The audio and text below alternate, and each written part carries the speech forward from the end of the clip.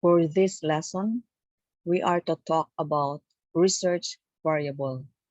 The subtopics covered include what is a variable, types of variables, and variables levels of measurement. According to this author of research books, Fred and Kurlinger, a problem is an interrogative sentence or statement that asks what relation exists between two or more variables. Indeed, when we conduct research, the primary component is the variable.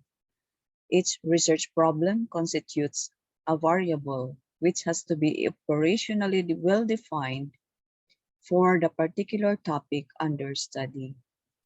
And to make better sense of such research, relationships between variables should be explored. In answer to our first subtopic, what is a variable? By nomenclature, variable's root word is vary. A variable is a quantity which can vary from one person to another. It is a concept which can take on different quantitative values as each of us differ in height, weight, income, age. The main focus of the scientific study is to analyze the functional relationship of the variables. Right away, we see the important role of variable in research, in the research statement of the problem. A problem should be concerned with relation between two or more variables. That's according to Perlinger again. So the second criteria is that it should be stated clearly and unambiguously in question form. It should be amenable to empirical testing. By empirical, we are to obtain data from the field using our senses, sense of seeing, taste, and so on. As basic concepts in research, we need to understand in detail what a variable really is. A variable is a characteristic about each individual element of a population or sample. Like age. There is variation in our age, and that is reflected in the piece of data obtained for the variable age. Piece of data pertains to the value of the response variable associated with each source element. For the variable age, the response 83 years old is the piece of data. All responses for age are pieces of data. It is now clear that responses obtained for every variable are pieces of data. The question now is, what kinds of data? In research, data can be qualitative or quantitative. Qualitative data are simply attributes, while quantitative data can be discrete or continuous. As attributes, qualitative data are merely descriptions like the color, what is it made of, the looks or appearance, taste, or smell.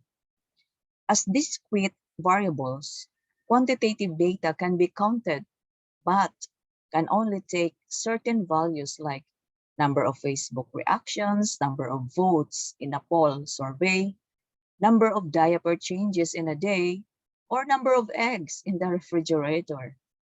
Whereas continuous variables are quantitative data that can be measured and can take on any value like age, height, weight, external temperature of the environment, length of anything, car speed, or water level that lets people know when they should evacuate.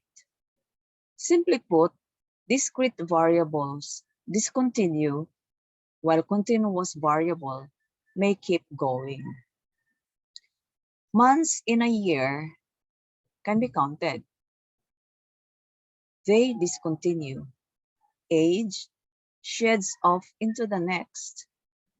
Like as I speak, my age advances in seconds, and definitely I am a day older tomorrow. And so are you. Variables can be independent or dependent. To put it simply, independent variable is the perceived cause, dependent variable is the perceived effect.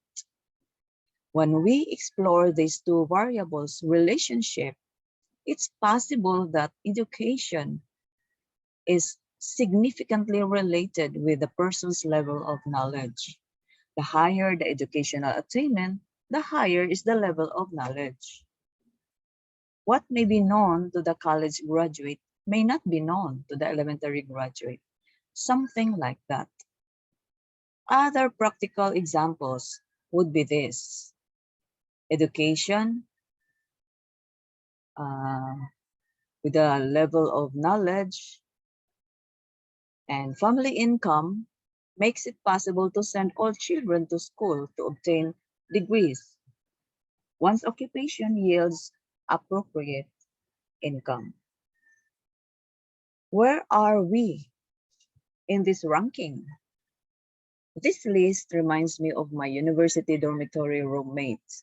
About 10 years ago, that was in year 2012, while we were seated in the park of Eastwood City, surrounded by skyscrapers. By the way, I stayed with her and her husband's condo on the 17th floor.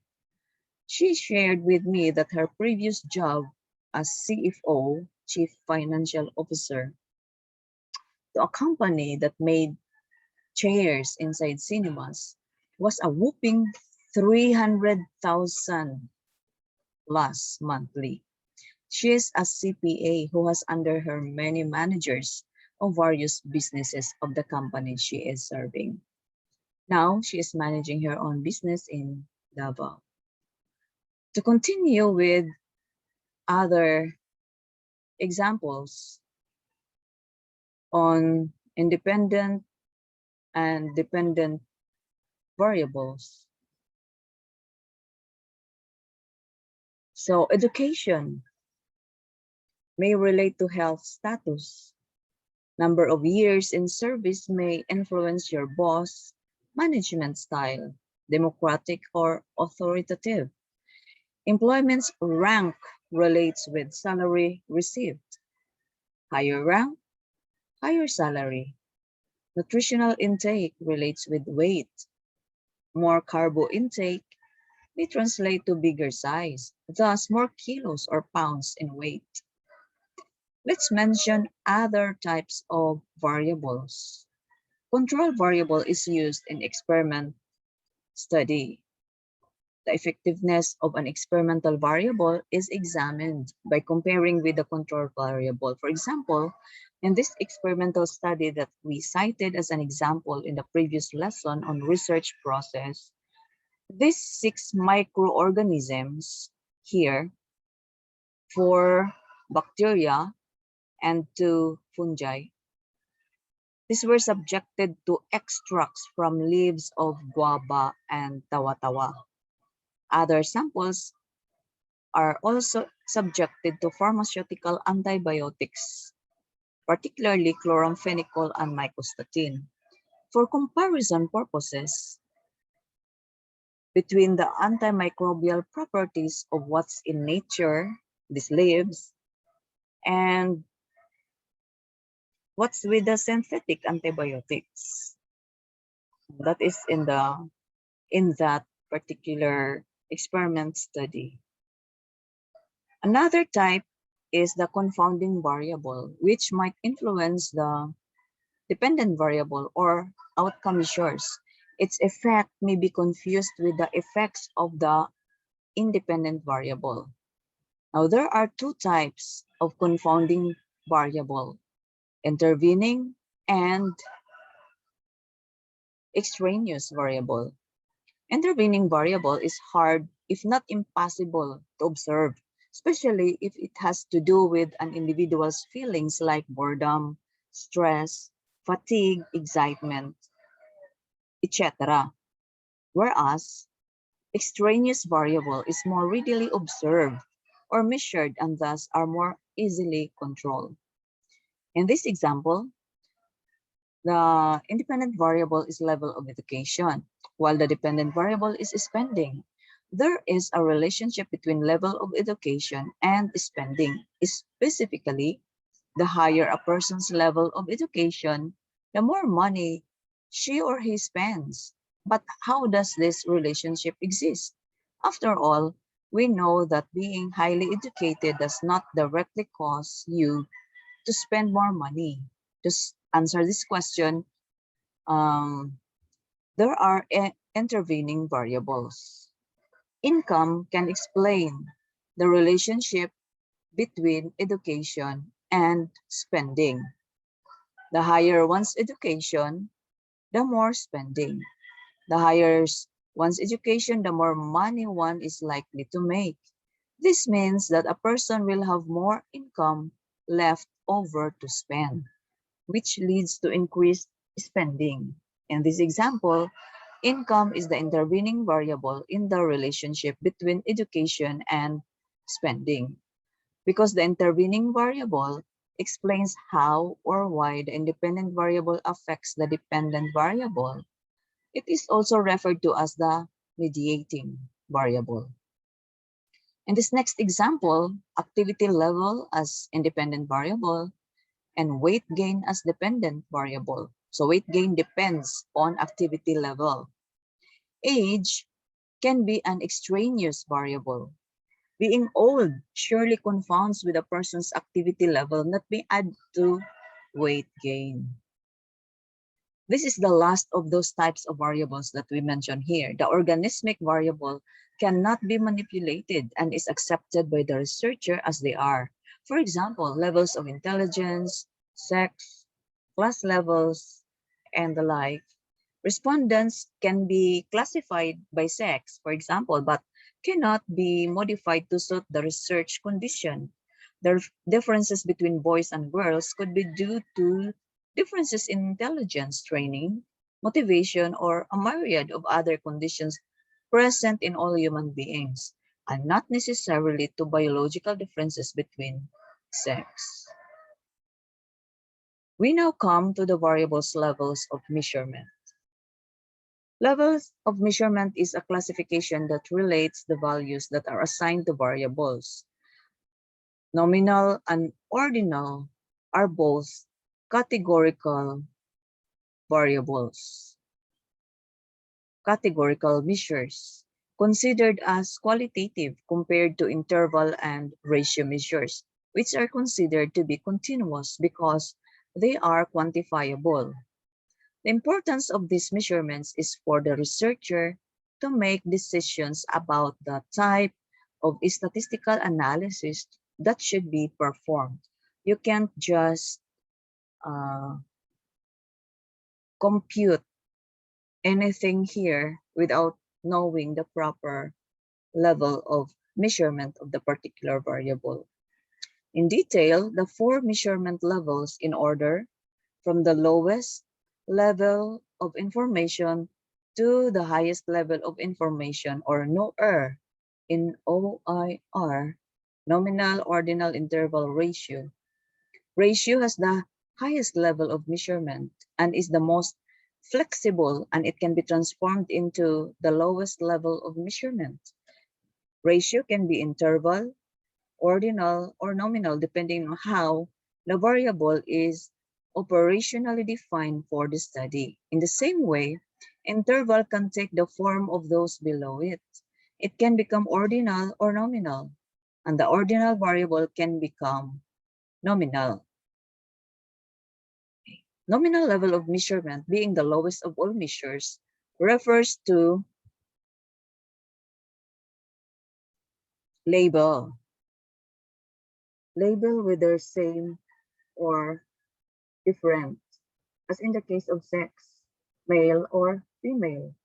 In coding, assigning numerical value for male as 1 and female as 2 does not mean that one has more value than the other. It's just to differentiate the two by using codes. Ordinal level of measurement can be ranked and ordered like the various floors of a building. Ordinal level can be labeled and ranked, and interval level of measurement takes on a range of values. For instance, grades 1 to 6 pertain to elementary learners. There is meaning in between 1 to 6. There are learners in between, those in grades 2, 3, 4, and 5. Interval level can be labeled, ranked, and ranged. The ratio level has true 0 point, like the height at 6 feet tall. The tape measure starts at 0. As the most flexible, variables with ratio level of measure can be labeled, rank, range, and started at 0 point, like the height that is starts at 0 in measurement, and the scale for weight starts at 0 for the weighing scale. Hence, whenever a variable is continuous but does not have a true 0 point, then it must be at an interval level of measurement. If the variable is categorical but cannot be ranked, it must be nominal. Let's continue with the next lesson in the next video lecture.